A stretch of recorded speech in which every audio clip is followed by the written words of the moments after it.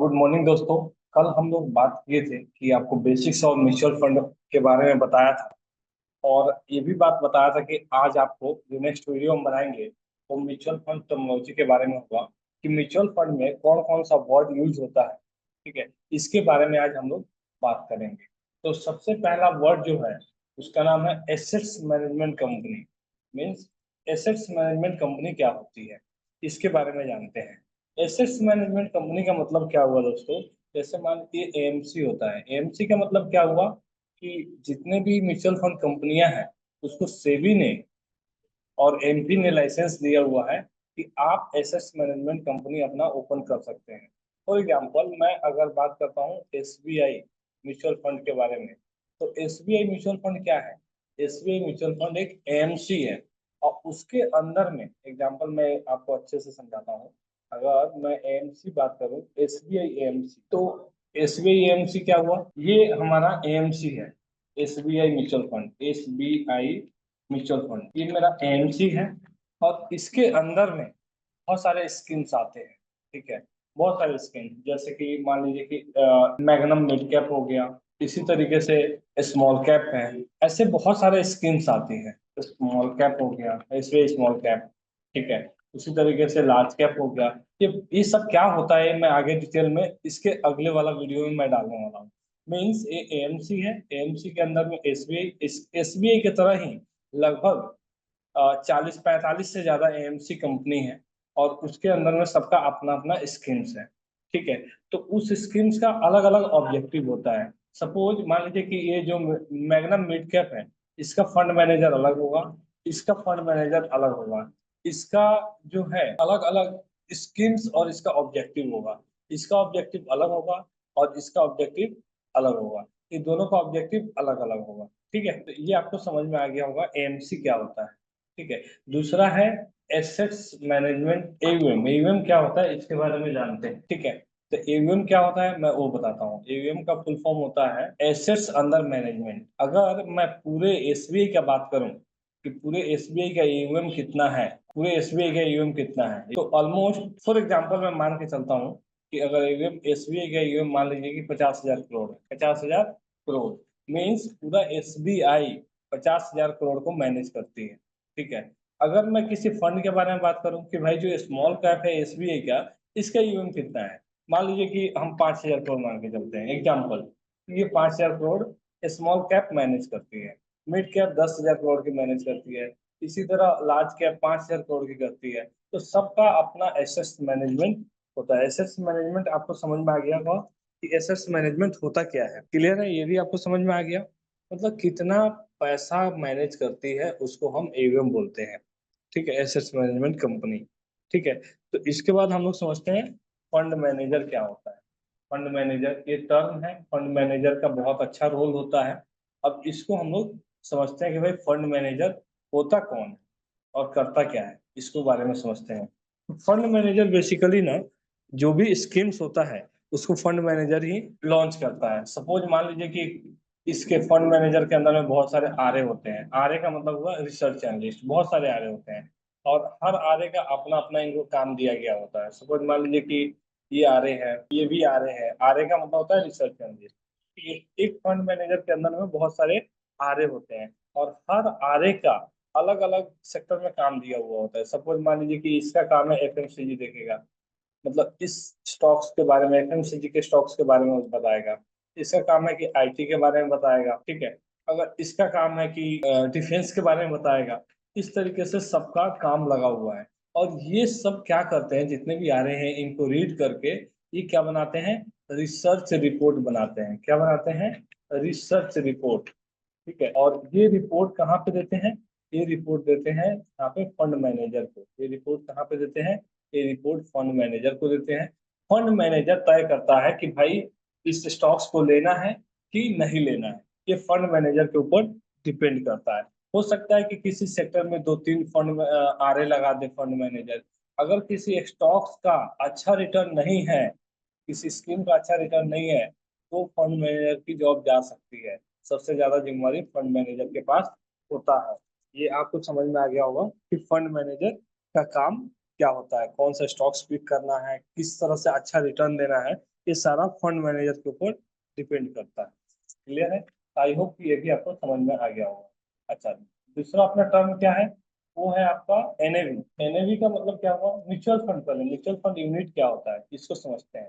ठीक है, नेक्स्ट जो अपना टर्म है उसको हम लोग समझते हैं, उसका नाम है म्यूचुअल फंड यूनिट्स। यूनिट्स का मतलब क्या हुआ? जैसे हम स्टॉक मार्केट में शेयर खरीदते हैं, उसी तरीके से म्यूचुअल फंड में हम लोग यूनिट खरीदते हैं। सपोज अगर हमने 100 शेयर खरीदा, ठीक है, सपोज हमने 100 शेयर खरीदा स्टॉक्स मार्केट में, तो उसी तरीके से म्यूचुअल फंड में यहाँ पे हम लोग यूनिट खरीदते हैं।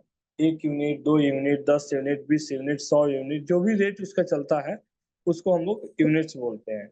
और उसी यूनिट्स को हम लोग क्या करते हैं कि जैसे आज हमने, अगर हमको कोई आज म्यूचुअल फंड खरीदा, उसका यूनिट सपोज मान लीजिए 15 चल रहा है, और कल को ये 1 साल बाद इसका रेट 20 हो गया, कि 5 बढ़ गया तो 5 हमारा प्रॉफिट हो गया। ठीक है, इस तरीके से हम लोग आगे म्यूचुअल फंड यूनिट आपको समझ में आ गया क्या होता है, जस्ट लाइक शेयर होता है। ठीक है, इसके बाद है नेट एसेट्स वैल्यू, मतलब एनएवी क्या होता है? एनएवी क्या होता है इसको हम लोग समझते हैं। Net assets value, NAV. NAV का मतलब क्या हुआ कि जस्ट यूनिट जो होता है ना, नेट, जो भी हम म्यूचुअल फंड यूनिट मिलता है उसी को हम लोग एनएवी बोलते हैं। एनएवी मतलब मान लीजिए कि अभी आपका एनएवी चल रहा है 35, ठीक है, आपने जो भी म्यूचुअल फंड दिया उसका एनएवी 35 चल रहा है, तो इस 35 के बदले अगर वो कल को 40 हो जाता है तो आपका वैल्यू 5 पॉइंट बढ़ गया, 5 यूनिट बढ़ गया। और मान लीजिए कि ये घट गया, सपोज ये 40 35 दिया था आपने, ये 32 हो गया, तो 3 पॉइंट आपका माइनस हो जाएगा। तो एनएवी मतलब नेट एसेट्स वैल्यू, जो आपने खरीदा है उसके बाद क्या इसका ग्रोथ चल रहा है, कितना प्रॉफिट में है, कितना है, वो वैल्यूएशन बताता है। आई होप कि ये भी आपको समझ में आ गया होगा।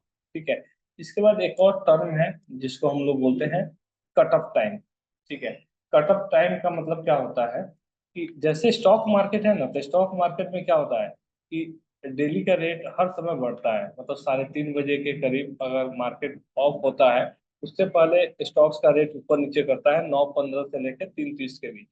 ठीक है, लेकिन म्यूचुअल फंड में ऐसा नहीं होता है। म्यूचुअल फंड में क्या होता है कि उसमें कट ऑफ टाइम होती है। कट ऑफ टाइम का मतलब क्या हुआ कि जैसे जैसे कि आज का मान लीजिए कि उसका कट ऑफ टाइम है, आज का कट ऑफ टाइम है किसी का 30 रुपये यूनिट, किसी म्यूचुअल फंड का 30 रुपये यूनिट है। और इस स्कीम में अगर आप पैसा लगाना चाहते हैं अगले दिन 3 बजे से पहले, मतलब मार्केट शाम को दोपहर को 3 बजे से पहले आप इसमें पैसा लगाना चाहते हैं इस स्कीम में, तो 30 यूनिट ही मिलेगा, 30 यूनिट के ही रेट में मिलेगा। अगर 4 बजे के बाद आप करते हैं तो हो सकता है कि इसका रेट 31 हो जाए, हो सकता है 30.5 हो जाए, हो सकता है 29 हो जाए। ये रेट आपको चेंज होगा थोड़ा बहुत, लेकिन आपको ज्यादा फर्क नहीं पड़ना चाहिए, क्योंकि अगर आपका थिंक अगर म्यूचुअल फंड कर रहे हैं तो आपका थिंकिंग लंबा समय के लिए होना चाहिए, लॉन्ग टर्म के लिए। तो अगर लॉन्ग टर्म आप करते हैं तो मुझे नहीं लगता है कि आपको ज्यादा इतना टेंशन लेने की जरूरत है, और 2 4 5 यूनिट पॉइंट से आपको कुछ दिक्कत होगा। आई होप कि ये भी आपको समझ में आ गया होगा। ठीक है, इसके बाद आता है एक्सपेंस रेशियो। ये भी बहुत अच्छा इम्पोर्टेंट चीज है जो स्टॉक मार्केट में सबको देखना चाहिए। ठीक है, उसको हम लोग थोड़ा सा जान लेते हैं। ठीक है, ये क्या है एक्सपेंस रेशियो? एक्सपेंस रेशियो होता क्या है, मैं इसको समझाता हूँ आपको। एक्सपेंस रेशियो का मतलब हुआ कि जो भी हम म्यूचुअल फंड लेते हैं उसका मतलब जो चार्ज हम लोग लेते हैं उसका चार्ज हम बोल सकते हैं। फंड का जो फीस होता है ना उसको हम बोल सकते हैं एक्सपेंस रेशियो। मान लीजिए कि भाई अभी हमारे पास फंड मैनेजर है, हमारे पास रिसर्च एनालिस्ट है, तो उसके लिए तो हम लोग चार्ज लेंगे, मतलब इसको हम लोग फीस एक तरीके से एक्सपेंस फीस बोल सकते हैं। ठीक है, कि हमने टोटल जो है इसका एक्सपेंस फीस में हम इसको डाल सकते हैं, एक्सपेंस फीस बोल सकते हैं, टोटल एक्सपेंस फीस बोल सकते हैं, टोटल एक्सपेंस रेशियो बोल सकते हैं, सारा चीज एक ही है। तो सपोज ये एक्सपेंस रेशियो देखने का जरूरत कब पड़ता है कि मान लीजिए कि दो फंड है आपके पास, दो स्कीम्स आपने लिया हुआ है।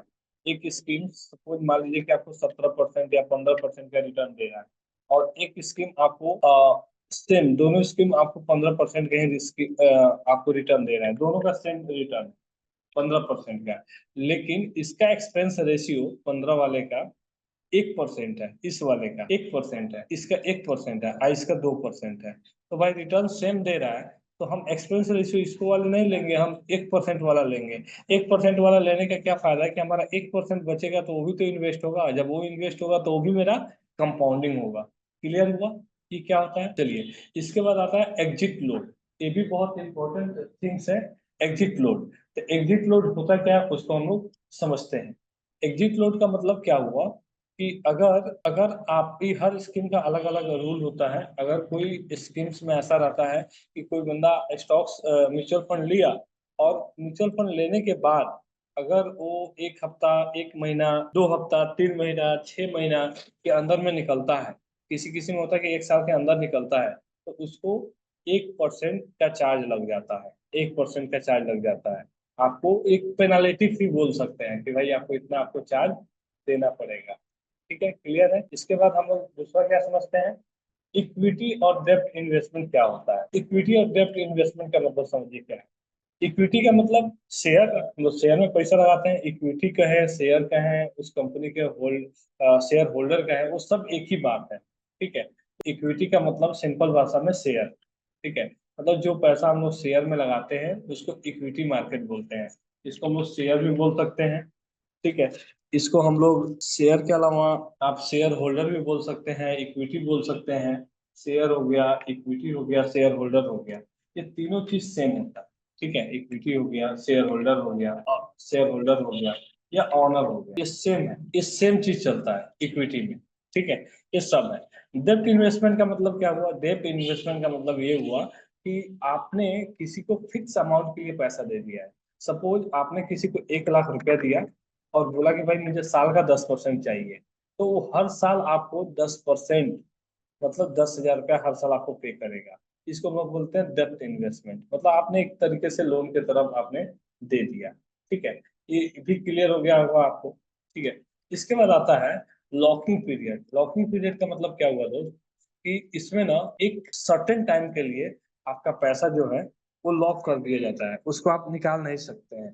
ठीक है, सपोज अगर टैक्स वाले में जाएंगे, टैक्स का प्लान है ईएलएस प्लान, इसको हम लोग आगे डीप में पढ़ाऊंगा आपको। ये क्या है, ये 3 साल के लिए आपको लॉक हो जाता है। मतलब 3 साल तक आप इसमें से पैसा नहीं निकाल सकते हैं। 3 इयर्स के लिए लॉकिंग पीरियड लग गया। इसी तरीके से एक आता है रिटायरमेंट प्लान। तो अगर रिटायरमेंट प्लान अगर आप करते हैं, इसमें भी लगभग लगभग 7 इयर्स के लिए आपको लॉक कर दिया जाता है कि 7 इयर्स तक आप पैसा नहीं निकाल सकते हैं। ठीक है, तो इसको बोलते हैं हम लोग लॉकिंग पीरियड। इसमें 7 इयर्स तक आप नहीं निकालते। तो आपको ये भी समझ में आ गया लॉकिंग पीरियड क्या होता है, डेब्ट फंड क्या होता है। ये टर्म है जो म्यूचुअल फंड में यूज किया जाता है, और जितना आपको नॉलेज होगा वो आपको ज्यादा काम आएगा जब आप म्यूचुअल फंड अपना करेंगे खुद से समझ के, तो बहुत फायदा करेगा। ठीक है, एक और टर्म आता है जिसका नाम है रिडम्पशन, रिडीम, एग्जिट, या इसको एक लाइन में और हम बोल सकते हैं, इसको एक लाइन और इसमें ऐड कर देते हैं, सेल। मीन्स इसका मतलब क्या हुआ, अगर कोई स्टॉक्स और कोई म्यूचुअल फंड को आप विड्रॉ करते हैं तो वो चीज आपको ये यूज होगा, रिडीम करना, रिडेम्पशन करना, एग्जिट होना या सेल करना, ये चारों एक ही मतलब है। ठीक है, आपको ये भी टर्म समझ में आ गया। एक और टर्म है जिसका नाम है एनएफओ। एनएफओ भी बहुत इंपॉर्टेंट टर्म है। ठीक है, न्यू फंड ऑफर, एनएफओ। इसका मतलब क्या हुआ, एनएफओ का मतलब क्या हुआ कि जिस तरह से स्टॉक मार्केट में किसी भी कंपनी का शेयर आता है, सेम थिंग उस आईपीओ आता है, किसी भी कंपनी का आईपीओ आता है, उसी तरह म्यूचुअल फंड में एनएफओ आता है। तो आप एनएफओ को आप ले भी सकते हैं, नहीं भी ले सकते हैं, वो आपके ऊपर डिपेंड करता है। वो चीज इनके बारे में पूरा डीप आपको पढ़ना पड़ेगा, तब आपको समझ में आ जाएगा। ठीक है, ये आपको समझ में आ गया। एक और टर्म आता है जिसका नाम है कैपिटल गेन। कैपिटल गेन का मतलब क्या हुआ, कैपिटल गेन का मतलब हुआ प्रॉफिट आपका कितना हुआ। सपोज मान लीजिए कि कैपिटल गेन्स का मतलब हुआ आपका प्रॉफिट कितना हुआ। सपोज कोई आपने एनएफओ खरीदा, ठीक है, और उसका, या कोई आप म्यूचुअल फंड खरीदे, उसका जो है यूनिट था 10 रुपया, और 1 साल बाद उसका यूनिट हो गया 30 रुपया, मतलब आपका पैसा 3 गुना हो गया, आपका प्रॉफिट 3 गुना हो। कैपिटल गेन का सिंपल मतलब होता है प्रॉफिट। इसके बाद आता है पोर्टफोलियो टर्नओवर। पोर्टफोलियो टर्नओवर, ये भी टर्म आपको समझने लायक है, और कितना होना चाहिए पोर्टफोलियो टर्नओवर, ये बहुत इंपॉर्टेंट है। फॉर एग्जाम्पल, पोर्टफोलियो टर्नओवर का मतलब क्या हुआ कि अगर कोई फंड मैनेजर, आपने 1 लाख रुपए इन्वेस्ट किया है और उसमें 10 कंपनी स्टॉक्स में इन्वेस्टेड है, 10 कंपनी वो पैसा इन्वेस्टेड है, और 1 साल के अंदर में या 6 महीने के अंदर में उसमें से 2, 3, 4 स्टॉक्स निकल गए, 5 स्टॉक्स निकल गए, और फिर उसमें दूसरा 5 स्टॉक्स ऐड हो गया, तो आपका क्या हुआ, पोर्टफोलियो चेंज। म्यूचुअल फंड जब भी हम लोग करते हैं तो हमारा मिशन होता है लॉन्ग, और ये 6 महीना और 1 साल के अंदर में इतने सारे कंपनी चेंज होते रहते हैं। तो ये फंड मैनेजर पे सवाल जाता है कि भाई ऐसा क्या काम कर रहा है, ऐसा कैसे काम कर रहा है कि इन्वेस्टमेंट नहीं कर रहा है और ट्रेडिंग कर रहा है। ठीक है, तो इसके लिए ना आपको देखना है कि अगर किसी कंपनी का पोर्टफोलियो टर्नओवर 10-20% है तब तो ठीक है, लेकिन 50 से ज्यादा है तो आपको सोचना पड़ेगा इसको। क्लियर है? आई होप कि ये भी आपको अच्छे से समझ में आ गया होगा। ठीक है, एक और टर्म है जिसको हम लोग समझते हैं, जिसका नाम है डायरेक्ट एंड रेगुलर प्लान। तो डायरेक्ट और रेगुलर प्लान का मतलब क्या होता है कि पहले ना म्यूचुअल फंड था तो उस समय में क्या होता था कि सारा काम जो है डिस्ट्रीब्यूटर लोग करते थे। ठीक है, डिस्ट्रीब्यूटर लोग जब करते थे तो वो लोग क्या रखते थे, डिस्ट्रीब्यूटर। एएमसी कंपनी क्या रखती थी, डिस्ट्रीब्यूटर रखते थे। तो भाई डिस्ट्रीब्यूटर फ्री में तो काम करेगा नहीं। ठीक है, डिस्ट्रीब्यूटर फ्री में तो काम करेगा नहीं, इसके लिए क्या करेगा, इसके लिए उसको चाहिए कुछ ना कुछ पैसा चाहिए। तो वो लोग डिस्ट्रीब्यूटर जितने भी एएमसी थे, कोई भी एएमसी, जैसे सपोज एसबीआई हो गया, कोटक हो गया, यूपीआई हो गया, बहुत सारे एएमसी है। ये सारे एएमसी कंपनियां किसके थ्रू काम करती है, अपने डिस्ट्रीब्यूटर के थ्रू। उस समय डिजिटल नहीं था, लेकिन अब क्या हो गया, अब डिजिटल हो गया है। डिजिटल होने का मतलब क्या है कि इस एएमसी, इस सेबी ने बोला कि भाई कुछ ऐसा प्लान बनाओ कि जो लोग डायरेक्ट चाहे अपना करना चाहते हैं तो डायरेक्ट आपके, सपोज एक एग्जांपल मैं ले रहा हूँ एसबीआई का ही। एसबीआई का अगर एएमसी है तो एसबीआई के साइट पे ही जा करके डायरेक्ट कोई म्यूचुअल फंड लेता है तो उसको ब्रोकरेज ज्यादा ना लगे, उसको चार्ज ना लगे जो डिस्ट्रीब्यूटर को जाता है। ठीक है, तो इसको हम लोग बोलते हैं डायरेक्ट प्लान, और जो डिस्ट्रीब्यूटर लोग देते हैं उसको बोलते हैं रेगुलर प्लान। ठीक है, अब मैं बार बार एएमसी एसबीआई का नाम ले रहा हूँ, इसका मतलब ये नहीं है कि आप इसको ही आप देखेंगे, ये आप खुद से अपना देखेंगे जिसको भी आपको लेना हो। ये जस्ट एजुकेशन के लिए मैं एक नॉलेज दे रहा हूँ। ठीक है, तो आपको समझ में आ गया होगा, जो लोग डिस्ट्रीब्यूटर होते हैं वो रेगुलर प्लान देते हैं, और जो कंपनियां देती है डायरेक्ट आप उनके वेबसाइट से लेते हैं तो आपको एएमसी मिलेगा। अगर आप बैंक में जाकर लेते हैं तो वो भी रेगुलर ही मिलेगा। क्लियर हो गया होगा, ये भी समझ में आ गया होगा आपको। ठीक है, चलिए इसके बाद बहुत इंपॉर्टेंट टर्म है जिसका नाम है एसआईपी और म्यूचुअल फंड। ये सबसे ज्यादा ये वर्ड यूज किया जाता है कि भाई एसआईपी और म्यूचुअल फंड क्या होता है। तो एसआईपी का सिंपल मतलब है भाई सिस्टमेटिक इन्वेस्टमेंट प्लान। मतलब आपको एक रेगुलर इनकम पर मंथ, आपको पर मंथ डालना है। सपोज मान लीजिए 100 रुपया, 50, 500 रुपया, 5,000 रुपया, 10,000 रुपया आप पर मंथ डाल सकते। इसको बोलते हैं क्या, हर महीने आप डाल रहे हैं, सिस्टमेटिक इन्वेस्टमेंट प्लान। अब सपोज मान लीजिए कि आपने आज डाला पैसा 5,000 रुपया। ठीक है, उस समय मार्केट क्या था, यहाँ था, फिर मार्केट गिरा, फिर आपने यहाँ पे 5,000 डाला, फिर मार्केट ऊपर गया, फिर 5,000 डाला, फिर मार्केट एकदम गिर गया, फिर 5,000 डाला। मतलब ये ऑन एवरेज आप ओवरऑल प्रॉफिट में ही रहेंगे। तो जहां जहां मार्केट गिरेगा वहां वहां आपका इन्वेस्टमेंट होता रहेगा। ठीक है, इसको बोलते हैं सिस्टमेटिक इन्वेस्टमेंट। और ये लमसम क्या होता है, लमसम का मतलब हुआ वन टाइम इन्वेस्टमेंट। आपने एक बार, आपके पास 1,00,000 रुपया है, आपने 1,00,000 रुपया एक बार ही लगा दिया, मीन्स वन टाइम इन्वेस्टमेंट। इसको बोलते हैं लमसम, वन टाइम इन्वेस्टमेंट। तो आपको ये समझ में आ गया होगा एसआईपी और म्यूचुअल फंड क्या होता है। जब मार्केट गिरे तो आप लमसम के लिए प्लान कर सकते हैं, जब मार्केट ऊपर नीचे करे तो आप एसआईपी के लिए प्लान कर सकते हैं। तो ये आप अपने हिसाब से सोच सकते हैं। एक और ऑप्शन आता है बहुत इंपॉर्टेंट, जिसका नाम है ग्रोथ एंड आईसीडब्ल्यू ऑप्शन। ये बहुत इंपॉर्टेंट टर्म है जो स्टॉक मार्केट में यूज होता है। ठीक है, फॉर एग्जाम्पल ग्रोथ का मतलब समझिए क्या होता है। अगर जो भी हम पैसा लगा रहे हैं तो कोई ना कोई कंपनी ऐसा होगा जो मुझे डिविडेंड भी देता होगा। ठीक है, तो वो शेयर तो हम बाई नहीं कर रहे हैं। अगर डायरेक्ट मैं शेयर बाई करता तो पैसा मेरे अकाउंट में आ जाता। अगर वो बाई कर रहा है हमारा म्यूचुअल फंड कंपनियां, एएमसी कंपनी जो भी हमारी है, वो कंपनी हमारी बाई कर रही है तो इनके अकाउंट में पैसा जा रहा है। तो ये पैसा क्या करते हैं ना, ये पैसा क्या करते हैं कि ये हमको यूनिट के रूप में दे देते हैं। सपोज मेरे पास पहले से 10 10 रुपए के यूनिट पड़ा हुआ है और मेरे को कोई कंपनी डिविडेंड दिया, तो मेरा 10 के जगह पे 10.5 हो गया, 10.50 हो गया। तो ये जो 0.5 बढ़ा, ये मेरा ग्रोथ होगा। ग्रोथ का मतलब क्या हुआ कि ये भी पैसा मेरा इन्वेस्टमेंट में लग गया। ये मतलब ब्याज का ब्याज मिलेगा, चक्रवृद्धि ब्याज। अगर मैं ऐसा करता हूँ तो हम बोलेंगे कि भाई मेरा ये ग्रोथ हो रहा है। ठीक है, आईसीडब्ल्यू का मतलब इनकम डिस्ट्रीब्यूशन कम विड्रॉल प्लान। मतलब आपको जो भी डिविडेंड मिला उसको आपने विड्रॉल कर दिया, आपने वो पैसा आपने ले लिया। ठीक है, तो ये सारे टर्म आज आपने सीखा।